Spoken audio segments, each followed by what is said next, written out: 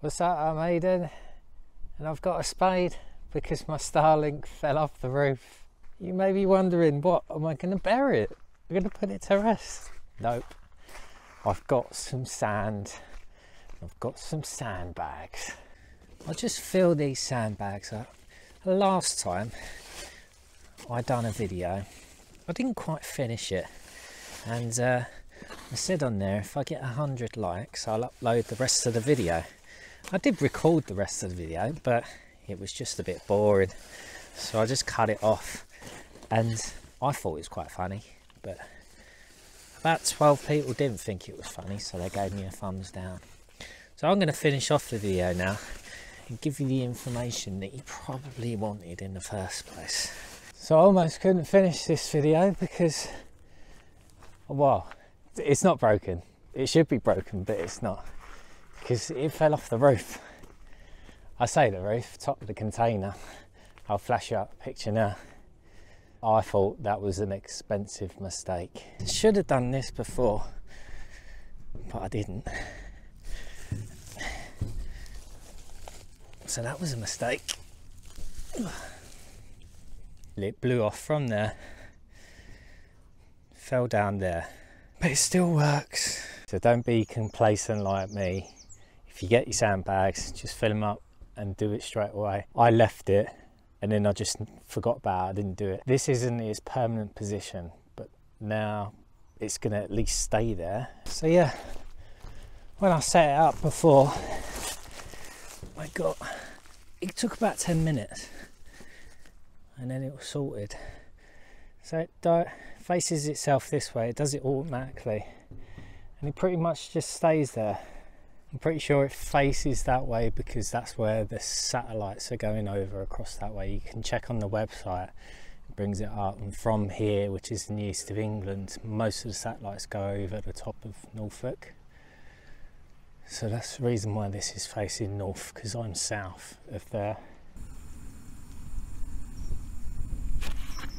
Is it meant to make that noise? I don't know.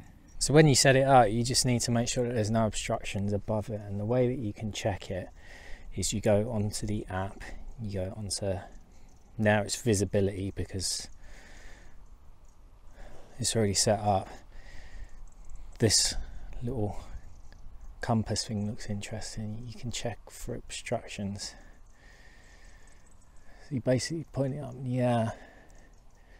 So that is where it's actually getting its signal, which doesn't really make any sense, like directly above it, because the satellite's facing that way. But we're facing that way rather. Yeah. No.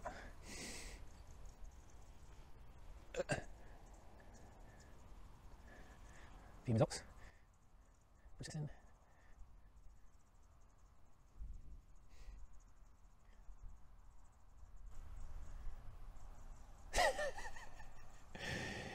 Look, you may want to find a better spot. So apparently there's obstructions everywhere, even though there's nothing there, it's just clouds. This what happened initially, and I just ignored it and it works fine. So I don't know what that's about. So those of you interested in the actual speeds it can achieve, I'll do it on the app. I'll show you now that speed test. I'll pop it up there. So it does router to the internet and then whatever your phone is connected as well.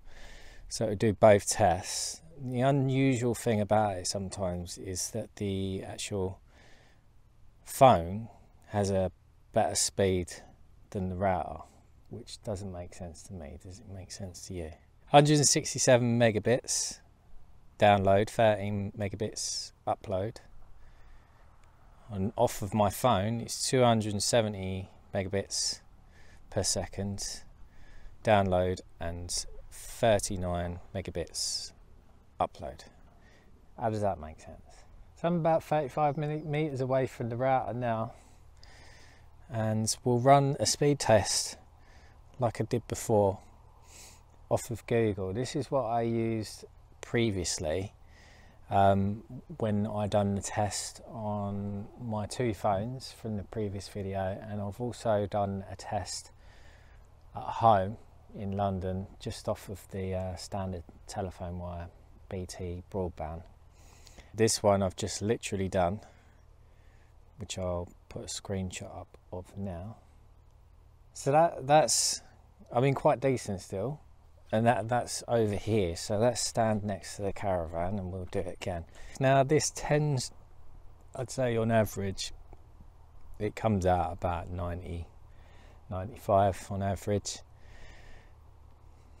Here you go, 94.7, and then upload is 10.4.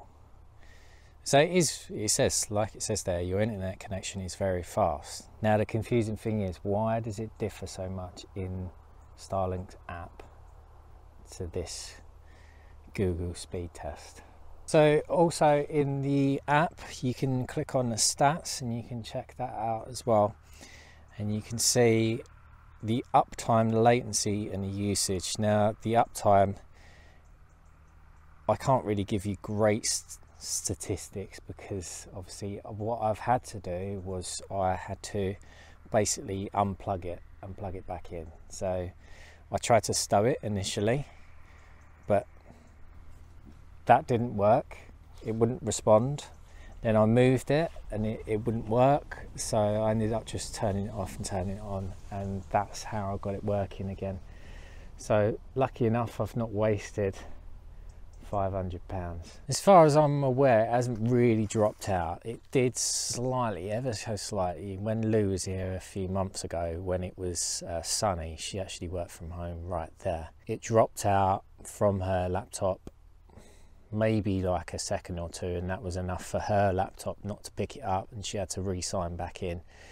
But as you can see there was no dropouts for longer than 2 seconds. So it does happen sometimes, but not so much that you really notice it at all. And it's like any other internet, sometimes it is going to drop out slightly, but nothing you'd really notice. So I am happy with it. It does work really well. Yes, it is £89 a month, but when you look at it, the broadband at home and the TV package that we got, I think that's £80 a month, plus we're paying the BBC TV license, which we won't be paying anymore here because we're just going to sack them off.